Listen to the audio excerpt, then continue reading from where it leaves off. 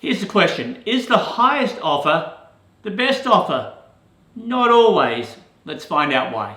So this one's really for buyers and sellers because it affects both parties. And we're going to talk about what we call consumer variables. So the variables that the consumer is aware of, but then also there's other variables which the consumer may not be aware of when they're making an offer, but are critical to the agent and to the owner of the property. So let's go through them one by one.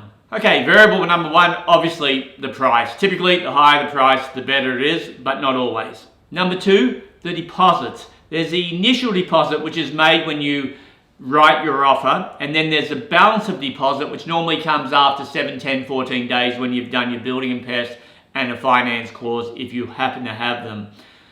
Those deposits should be as large as possible. Very important. Don't do a little $1,000 initial deposit if you can do $10,000. Don't do a balance of deposit for $5,000 if you can do $50,000. Number three, something a lot of buyers forget about when they're making an offer and competing is your cooling off period. In Queensland, you have 5 business days just to change your mind for whatever reason. In fact, you don't need a reason, but you're allowed to waive that as a buyer. So you can actually take that out of the contract. So again, given everything else being equal, if one buyer does not have a cooling off period, that's going to be the stronger offer. Building and pest inspections, normally in this market within 7 days. That's one of the criteria we look at. Number 5, finance. Do you have a finance clause? Is your finance ready? Now, don't be confused on this. Having a finance clause and not having a finance clause are two absolutes. If you have your finance all ready to go and you still just need a finance clause for this one thing, it's still the same as having a finance clause. So be very clear on that. It's no good presenting it to the agent saying, hey, I really don't need a finance clause, but my lender said put it in. Makes no difference. You either have a finance clause or you don't. There is nothing in between.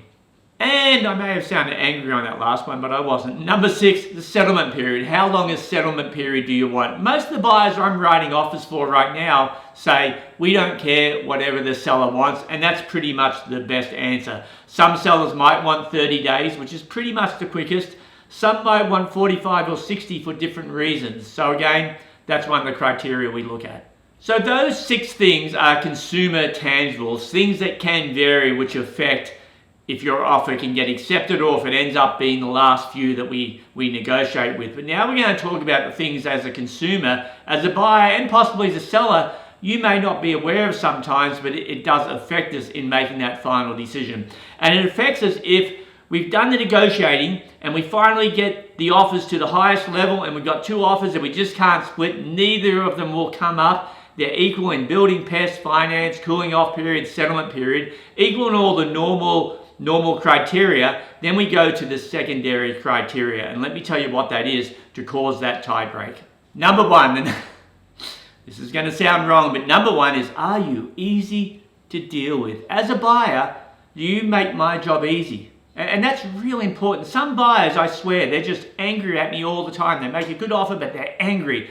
They want to do this, but they're angry. Other buyers are very nice, very pleasant, and I want to call them. I want to keep them updated. So think about it very carefully. Which buyer are you? And if you're not the sort of buyer that as agents we're attracted to, just become that sort of buyer for the process of making an offer. You'll find it will benefit you in the long run.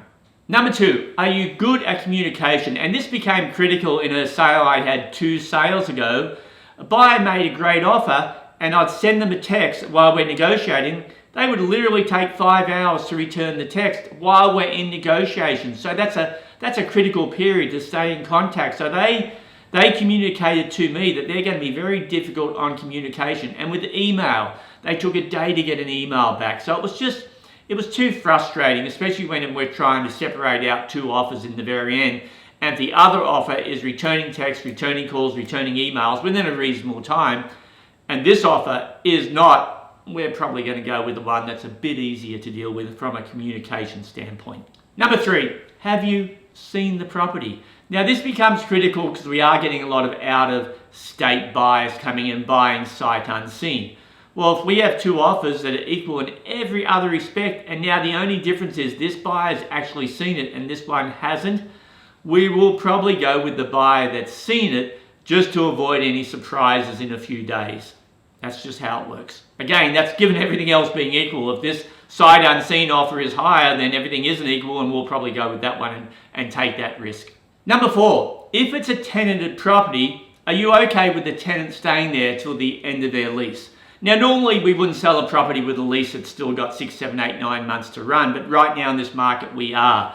So are you okay with that? Or do you want the tenant to move out as soon as possible, which we can't kick them out because they're in a lease. So is that something we're going to have a battle with? If we are, we'll go with the offer that doesn't have that criteria. They may want to move in, but hey, if the tenant wants to stay, doesn't want to move out early, just let them, don't hassle them. That's an easier way to go for us as agents.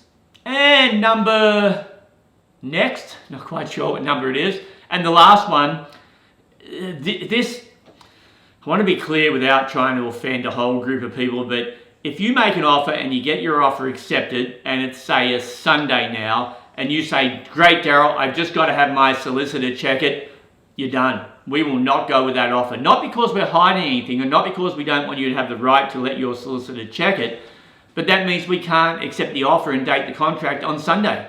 We've got to wait. And then your solicitor looks at it, and they want to be a hero, so they change this, and this, just to look like they're doing some work because they're getting paid, and then we've got to start redoing things. And that's happened to me every time it's gone to a solicitor. Rarely does a solicitor not change something. Now, I'm not saying it's not justified what they want to change. In their mind, it is, but it complicates the process. So again, all this is, if we have two offers that are equal and we can't separate them, we default to all these things. And the final thing we default to is, does this buyer have to have their solicitor look at it, and this buyer doesn't? We will go with this person every day because you still have a cooling off period anyway. So that's it. So if you want to sell your property, we would love that call. If you want to buy a property, call me. We know it's a tough market, but you can still call me and let me know what you want. And if you want to lease out your property and you decided now's a good time, which it is, we would love to get that call too. That's it. See you all next week.